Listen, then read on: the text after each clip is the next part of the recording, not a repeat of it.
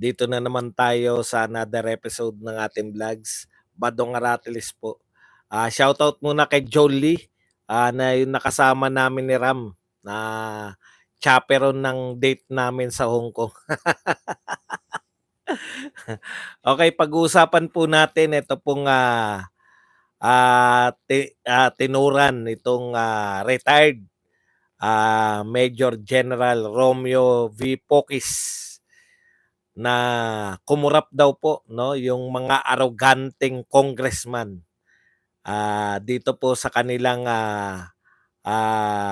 statement o manifesto ng mga PMAers. Hindi lang daw po PMAers ang pumirma dito, kasama rin po yung mga ibang mga opisyal na hindi po PMA, no? So iba-iba po kasi yung pinanggagalingan ng ating mga opisyales. So antindi po ng sinabi nito ni retired Major General Romeo Pocis. Ito po yung sinasabi natin na sinasabi ni Pangulong Duterte noon na makialam kayo kung nakikita ninyo, di ba? Na hindi nang tama yung ginagawa. Pag-uusapan din po natin ito pong pagkapahiya no nung isang congressman from Davao pa mismo na yun nga po yung gustong nagsulong si Migs Nograles na nagsulong po ng panukala na ipinasususpindi sa NTC ang SMNI sa kanya pong panayam o sa kanya pong interview sa interview po pala ni Karen Davila dito po kay Migs Nograles. Yan po ang pag-usapan natin at iba pa pong mga balita. Pero bago yan, kung bago ka pa lang dito sa ating channel, mag-subscribe ka na.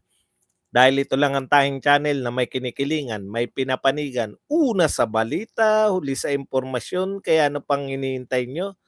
Pindot na, okay? Pag-usapan po natin, no? Matindi po to. Ito pong pahayag ng ni retired Major General Romeo Pocis ay ano po to, no? Hindi lang po isang pahayag ng mga PMAer. Mukhang ano po to, hindi na po sila papayag, no? Na yung sa pang-abuso sa kapangyarihan, lalong-lalo na po nitong mga congressman at ng iba pang mga nariyan sa kapangyarihan. Isa-isayin natin, no? Bakit ba nakapaglabas kaya? Parang napuno na ang salop. So ibig sabihin, makahulugan po 'yan sa sa mga Tagalog, no, yung salitang napuno na ang salop. Okay, basahin po natin. Ito po ang pinahayag nito ni retired Major General Romeo V. Pocis. Hindi ko alam kung PMA graduate, kung anong taon po to. The arrogant congressman blink, no? Mga arroganteng congressman kumurap. An ugly showdown was averted. Tindi, no? Talaga palang handa ang mga PMAers na makipag-showdown, no? Kung ano man yung meaning ng showdown, ayon dito sa mga PMAers, your hula is as good as mine. The prompt release of Dr. Lorraine Badoy and Jeffrey Celis from illegal and unwarranted detention was wise move by the House leadership. Thank you very much muna kay Maria Paz Ocosi na nagpabuena bano ng 500 yen. Yan. Tignan nyo po yan po na-avert, no, napigilan po yung showdown na to. Matindi, very ugly. Ano sabi? Ugly showdown was averted. Ayan, nung pinalaya po si Dr. Badoy at saka to si Jeffrey Celis. The very strong words manifesto of PMA graduates did them in. Katulad po ng mga iniisip natin, no?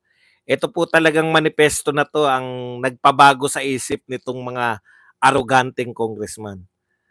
But watch still, patuloy po tayong magmanman.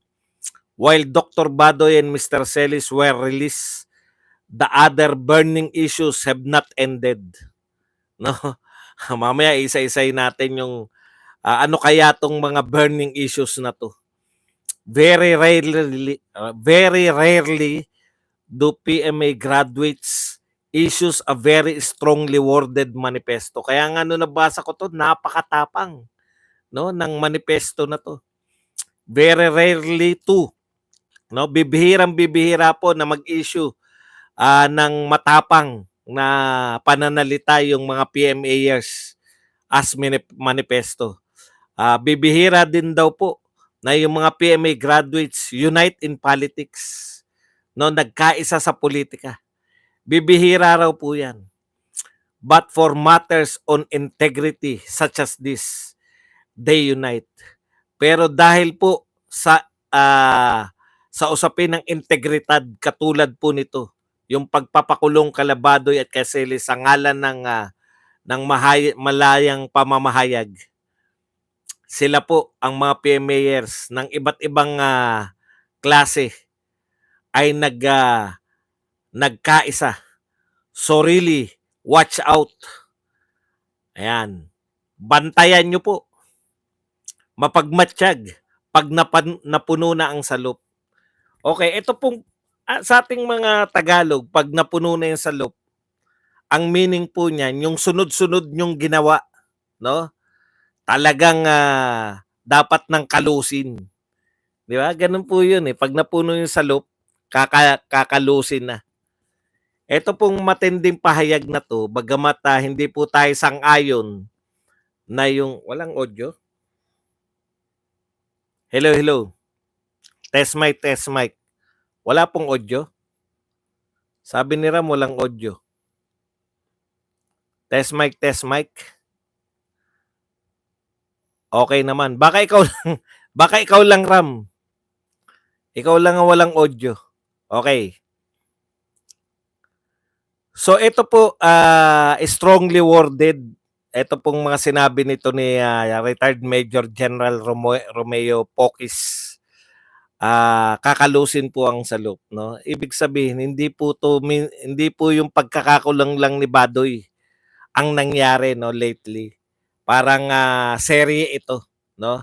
Nagsimula to kung titignan natin, subukan po nating subukan po natin na alalahanin isa-isa, no. Nagsimula po to. Actually, ang sa akin po, ako simple lang to eh. Ito po ay politika lang, no. Lahat po to sa politika, no. Yun na nakikita natin kasi walang ibang issue eh. Walang ibang issue si VP Sara Duterte o yung mga Duterte with the Marcoses. Matagal na yan yung mga sabong ng mga natural lang yan, no? Sabong ng mga Marcos supporters at sabong ng mga Duterte supporters. Matagal na yan pero may mga pareho pong mga supporters na talagang naniniwala sa unity team. Pero ngayon po, maganda na rin yung nangyari kasi nagbaklasan na talaga eh, no? Kumbaga pinabilis po ni Martin Romualdez at ng mga kasama niya sa Kongreso. Ito pong yung pormahan ng pagbabaklasan dito sa unity team. No, kasi wala nang kumbaga wala na pumpuang na ipagtanggol mo pa yung unity team sa sunod-sunod na atake sa aming Vice President, no? Siguro ako na yung huling-huli.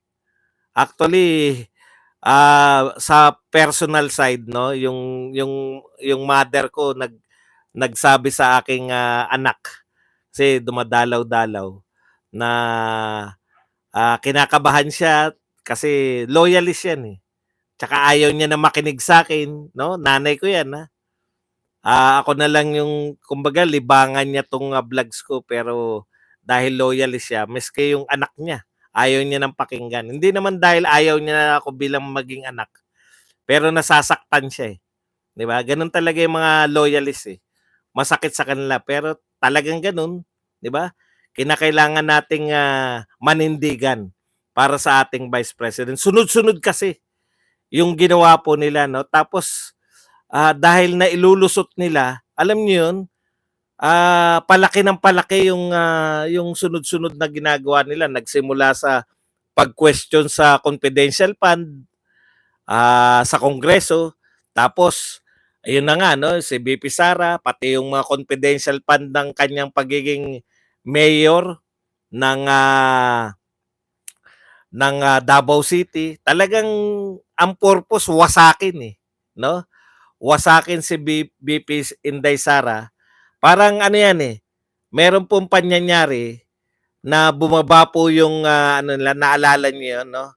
At tiniming nila nung bumaba po yung, di ko alam kung nauna ba yung confidential fund na atake nila, or kasabayan halos nung pagbaba nila ni, PBBM bumaba yung kanilang, rating, 'di ba? Trust rating, etc. Mataas pa rin, pinakamataas pa rin si VP Sara pero bumaba lang. May nakasilip na pwede na nating atakehin 'to, 'no? 'Yun yung nakita ko na parang, simula ng atake na 'to kay lahat 'to sa mga Duterte, 'no? Tapos sunod-sunod na, si Tatay Digong, yung ICC, sunod-sunod 'yan, eh. Tapos eto nga SMNI, hanggang ngayong araw na 'to, pinag-uusapan pa rin yung pagpapasara sa SMNI. Isang house po 'yun, sa kabila po ng lahat na nagaganap sa Pilipinas, ang buong focus nitong House of Representative, may ginagawa silang kakaiba pero dito sila naka-focus lahat, eh. Pagtatanggal ng hindi po simpleng tinanggal yung confidential fund, eh. Parang niluto po nila, wala pong akusasyon kay VP Sara Duterte. Pinatagal nila yung usapin ng confidential fund na parang ano yung anong tawag doon? Parang ang sama-samang tao ni VP Sara Duterte dahil may confidential fund siya, 'no? Tapos tinuring nilang tagumpay, dire-diretso hanggang sa eto na nga, nag-culminate na nga sa pagpapakulong dito po sa mga defenders, 'no? Talagang kitang-kita nyo na sinagad nila hanggang pati itong mga PMAers. Tsaka ang yayabang po ng mga supporters niyan, 'no? Ay impeachment pa pala. Impeachment pa pala, pinalutang din nila. So ICC, balik na naman. Tapos pinalaya nila si De Lima para maging attack dog. Di ko naman sinabing kunwari, di ba? Ipagpalagay na natin na nagkataon lang. Ayun, nagkataon na yun kasi paglabas na paglabas, eh. Imaginein po ninyo, never na pong inaatake ni De Lima ngayon ang mga Marcos. Hoy, 211,000 na tayo. Tapos hanggang sa manawagan po sila ng resignation. Grabe, no? Inunti-unti nila, pinasasama si VP Sara Duterte, impeachment tapos resignation. Kung hindi pwedeng impeach, magkusa ka na mag-resign. Kinasuhan pa pala. 3 na po ang kaso. Kay Sara Duterte lang yan, ha? 3 na po. Meron pong kaso kay hindi naman po pwedeng direktang kasuhan si Sara Duterte dahil i-impeach mo muna, eh. Ayun na nga, nadali sila ng impeachment. Hindi na matiis mismo ni Pangulong Marcos. Too late na hero na, eh. Wala na po, eh. Subun-subo na po kayo, eh. Hindi na po magkiklik, no? Sa lahat ng to, makikita pa rin natin na yung mga picture ni Pangulong Marcos na merong mga binibigay ng mga backhoe o kung ano man ang tawag dyan, mga gamit daw yan sa pagsasaka. Hindi na po effective yung mga sasabihin ng mga PR natin na ang Pangulo ay nagtatrabaho, no? Kahit na ang kanyang Vice President ay namumulitika, ang Pangulo daw ay nagtatrabaho. Talaga? Hanggang sa pro-China pala. Talagang sunod-sunod po ang atake nilang ginawa. Pero siguro, ang hindi na po matiis ng mga PMAers na mga naging karamihan po diyan naging general, na mga naging opisyal po lahat yan. Lahat po kasi ng graduate, no? Pag graduate ka sa PMA, automatic opisyal ka agad eh. Lahat po ng opisyal, may karanasan po yan sa pakikipaglaban dito sa mga NPA. Siguro hindi na po nila masikmura na dahil lamang sa politika, no? Ay alam niyo yun, yung lahat ng kanilang pinaghirapan at malapit na po nila for 50 years nilang nilabanan itong mga grupo na to, no? Mahigit 50 years. Sangkatutak po sa hanay nila. Sangkatutak po sa kanilang mga pinagsasabi, no? Sangkatutak po sa kanilang mga kasama ay nagbigay po ng buhay. Nagbuwis po ng buhay para makipaglaban dito sa mga grupo na to. Siguro yun na napakasakit sa kanila eh. Kada po mayroong uupong bagong presidente, nakikipag-pistok tayo. Pistok. Yun na tingin ko ng breaking eh. Pagkatapos po ng pistok, pinakulong yung mga sa simpleng tatanggalan mo ng karapatan. Yung arrogance ng power ng House of Representative, no? Na napakulong nila si Ka Eric at saka to si Dr. Loren Badoy. Excuse me po. Kilalang-kilala po to ng mga kasundaluhan na pangunahin, at sila lang po ang tanging may programa sa telebisyon. Sila lang po ang tanging may programa na direktang kumakalaban dito sa kalaban ng bayan. Yan yung yan yung sinasabi natin na napuno na yung salop. Yan, strong words po yan. At hindi na po sila papayag. Sabi nga nila, ngayon lang kami nag-unite. Hindi na po ubra yung sasabihin nyo na namumuliti ka. Si Sara Duterte pa namumuliti ka. Napakatagal po ni Sara Duterte na very supportive. Napakatagal niya po na talagang sunod-sunod lang po siya sa Pangulong Marcos. Sinasabi nyo, lagi nakakontra, kaya mag-resign. Ano po ang kinontra niya kay Pangulong Marcos? Kaisa-isa lang po, yung pistok. Sa pagkakaalam ko, ito pa lang po yung kauna-unahan na kinontra niya. Yung pong sa ICC, hindi niya po kinokontra si Pangulong Marcos. Lahat po tayo alam natin na ang posisyon ni Pangulong Marcos ay hindi papasukin yung ICC. Kaya hindi po yan masasabi na kinontra niya. Kung nagdadalawang isip si Pangulong Marcos dahil po sa resolusyon ng kanyang kamag-anak incorporated dito sa Kongreso, ay hindi po pagkontra kay Pangulong Marcos yun. Kaya nga sabi natin talagang si Sara Duterte, at saka siyempre dahil tayo po ay follower ni Sara Duterte, no? Talagang huling-huli na tayo na kung hindi pa natin talaga, sabi natin wala na talaga. Iba yata ang prioridad ng ating gobyerno, hindi iba po yata ang gustong ka-unity. Hindi po si Sara Duterte, kundi yung mga dating kalaban na ngayon po ay kakampi na lahat. Hindi niyo na po mariringgan si Barry Gutierrez na banatan. Si Barry Gutierrez, hindi na po bumabanat kay Pangulong Marcos. Lalong hindi bumabanat dito kay Martin. Ito po si Laila de Lima. Galing ka lang sa kulungan. Wala kang simpatya dito sa mga nakulong dahil sa inyong political na paniniwala. No? Talagang ito pong sunod-sunod na to, tama tong ngayon po hindi na po tayo pwedeng bumalik sa dati. And dami po nangangantyaw pa rin. May nagsabi po na hintayin niyo yung galit ng mamamayang Pilipino. Sino daw ang taong bayan na sinasabing kakampi ng mga Duterte? Alam po ninyo, 'wag niyo pong i-challenge yung mga naniniwala kay Pangulong Duterte, 'no? Sobra-sobra yung ginawa niyo kay Sara, oh. Ang tindi. Kung sino po yung totoong nagtatrabaho, yun yung gusto niyong pag-resignin. Okay. Ngayon po, ang pinakamalupit po rito, no? Pinakamalupit. Ngayon pa lang, 2023, sinabi na po agad na 2024, isusulong naman namin yung charter change.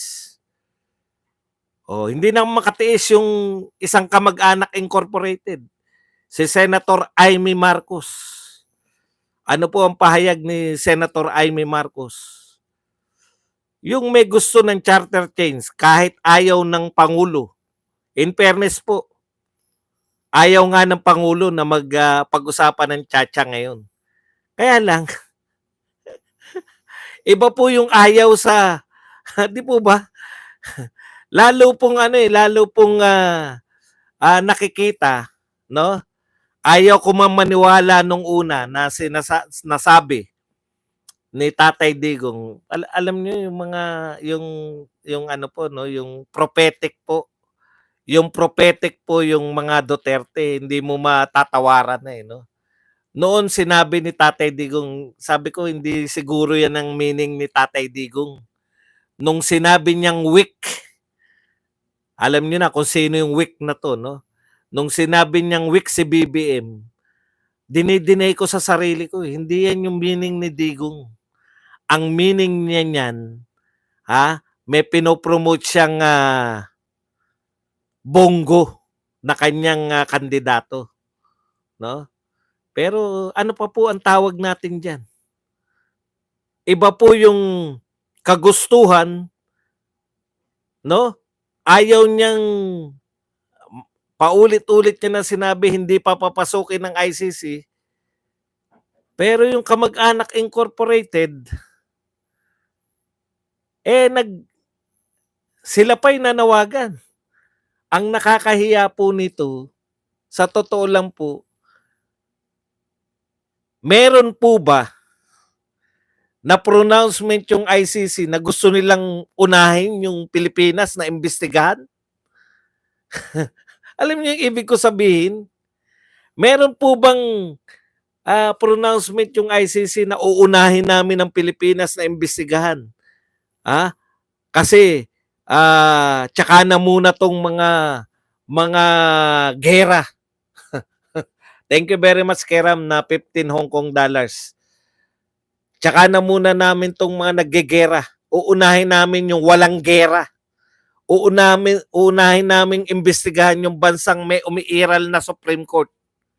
Kasi uto-uto kami sa mga gustong usigin si Duterte. Maaamin ba nila yan? Sasabihin ba ng ICC na uunahin namin ang Pilipinas na imbestigahan si Duterte kahit hindi na siya Pangulo dahil uto-uto kami sa oposisyon? Hindi pala na oposisyon. Hindi mo na alam ngayon kung sino na oposisyon. Dahil yung supposedly oposisyon, kakampi. Kakampi na alam nyo, nakakahiya ang ginagawa natin. Tayo pa nag-iimbita para usigin yung sarili nating kababayan na hindi naman po gustong imbestigahan na ng ICC dahil subong-subo po sila. Dalawa pong malalaking digmaan ang kaharap nila ngayon. Ano sinasabi sa kanila ng mga mamamayan ng buong mundo? Inutil kayong ICC. Tapos papasok kayo sa Pilipinas na wala namang gera. Priority ng ICC, real talk po tayo. Ang priority po nila, maiwasan yung mga war crimes. Kaya sila tinayo, hindi po yung para usigin yung presidenteng nagbigay ng legal na order.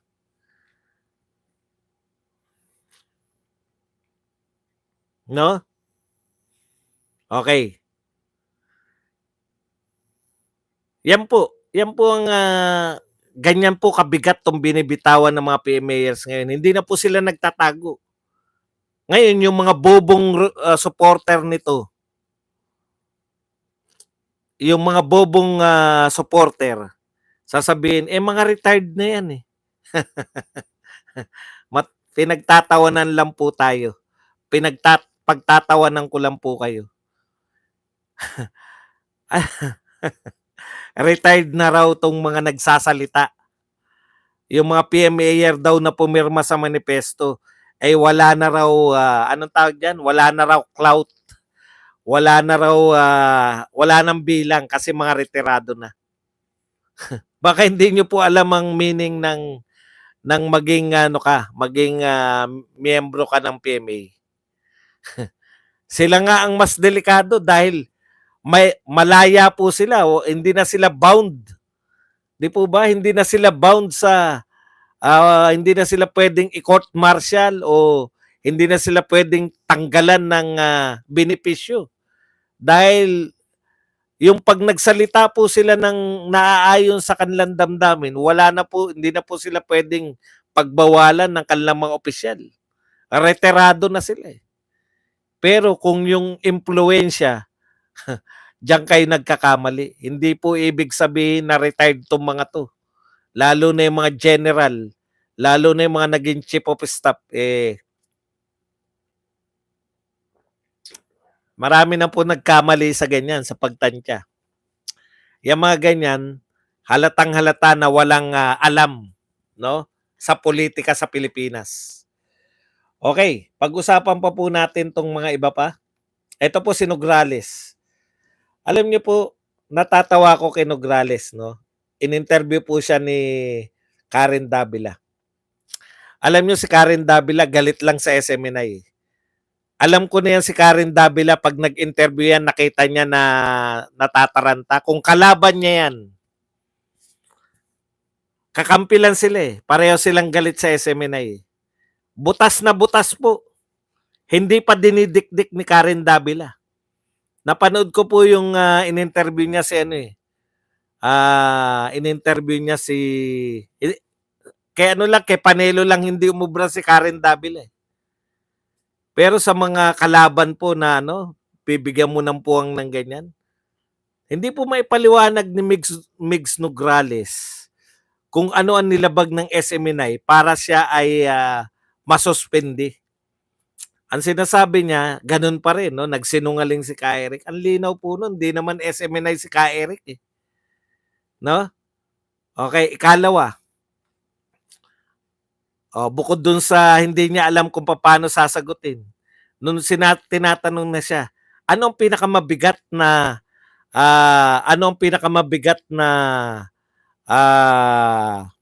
ang tawag doon, kasalanan ng SMNI para ma-revoke yung kanyang prangkisa. Anong pinakamabigat? Sabi niya hindi naman daw kasi revocation yung kanya eh. Yung sinulong niya raw ay para yung NTC, sila yung magsuspindihin ng NTC habang iniimbestigahan yung SMNI. Ibig sabihin, binigyan nyo ng prangkisa, yung pa hindi niya maunawaan. Sinasabi ni Karen Davila, ang tagal nang bumabanat, no, ng mga media, hindi lang po SMNI, mga media. Ibig nyo sabihin, bakit ngayon lang?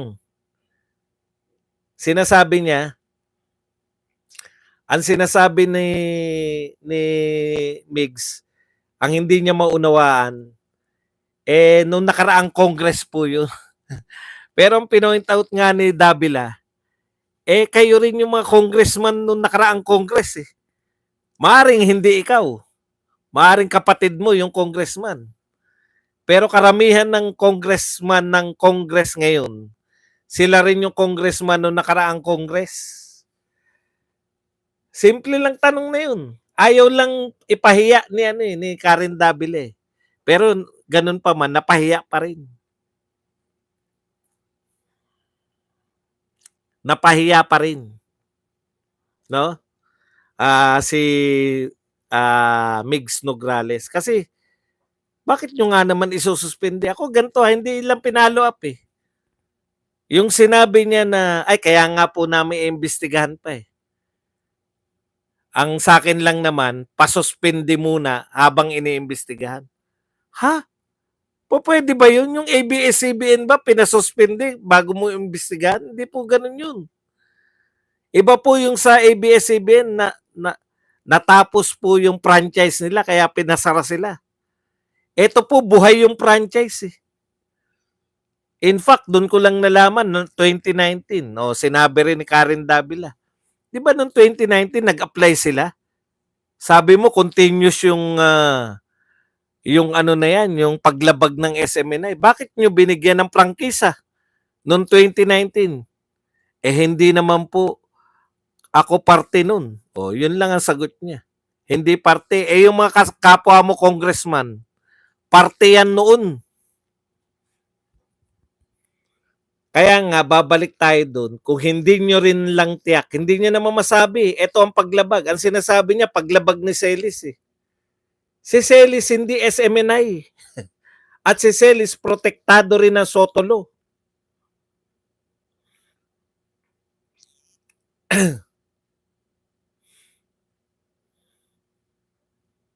Okay. Tignan natin kung meron pa po tayong maitatopic dito. Pigain na natin to. Yung mga patawa lang. Alam niyo po, ang pinaka nakakahiya pong ayat si Barry Gutierrez. Kasi siya ang pinakasikat dito. Ang daming tumitira kay, eto po, si Piloso Potasio, si Suo ay protector ng mga red tagger. Alam mo, Piloso Potasio, no, medyo mag-adjust ka ng katangahan sa buhay. Red tagger daw sila, no, sila Badoy tsaka to si di ba? Si Badoy at tsaka si Eric ay red tagger. Una, walang kaso ang red tagging. Sinabi na yan ng sinabi na yan ng Supreme Court. Hindi kaso ang red tagging. Pauso nyo lang yan. Noong araw, before NTF LCAC, ito ang ano niyan ito ang kasaysayan ng red tagging. Ginagamit nila yan. Pag sinabi nila yung Makabayan Black, ay front kayo eh. Front kayo ng mga communist. Sasabihin lang ng ng NTF LCAC ay ng mga front, sasabihin lang nila, red tagger kayo, red tagging kayo. Tatahimik na yung nagbibintang. Para nakakatakot, red tagging kami. Noong nagkaroon po ng NTF LCAC, for the first time narinig ko ang mga salitang ganito. Thank you very much muna kay Ambisyosa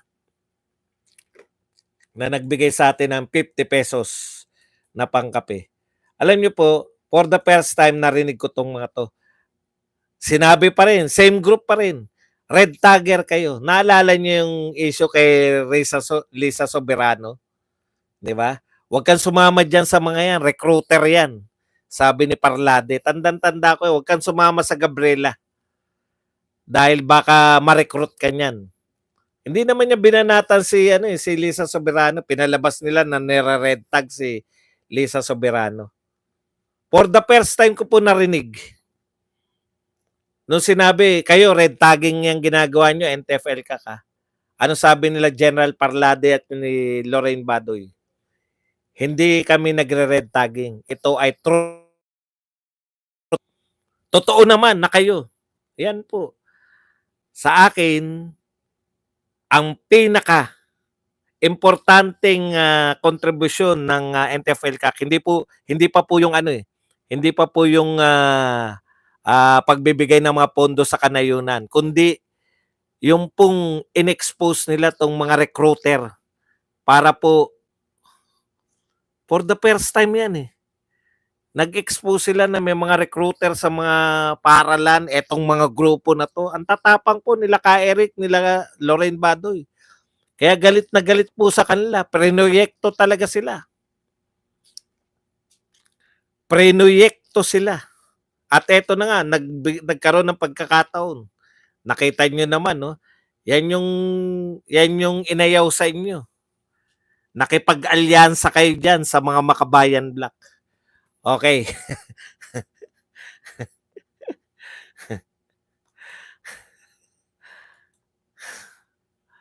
Ano pa ba? Teka lang hindi sayang Narito na rin lang tayo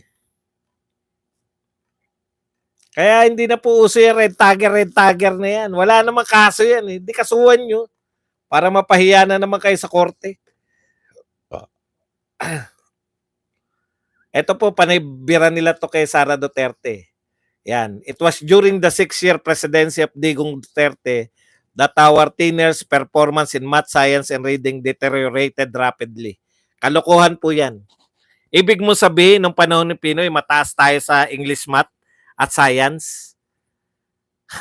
Ang katotohanan po, eto, no? Ang katotohanan po, nung panahon lang po ni Pangulong Duterte, naglakas loob tayo na kumuha ng test na kinukuha ng mga estudyante sa buong mundo, yung PISA. First time po tayo na kumuha ng test. Bakit po? Gusto nating makita kung gaano tayo, how do we fare? Yung mga estudyante po natin, gaano po tayo ikukumpara sa mga estudyante natin. At doon lang po natin nakita na bagsak pa lang edukasyon natin. Real talk po yan. Nag-test lang po tayo nung panahon ni Duterte. Sinabi po ni matandang Briones yan. Ni Lola Briones. Kaya for the first time, namulat tayo, bagsak na bagsak pala education system natin. Hindi po yan ang taas ng education natin nung panahon ni Pinoy. Biglang dumating si Duterte, wala na, bagsak na tayo kasi utot nyo. Utot nyo.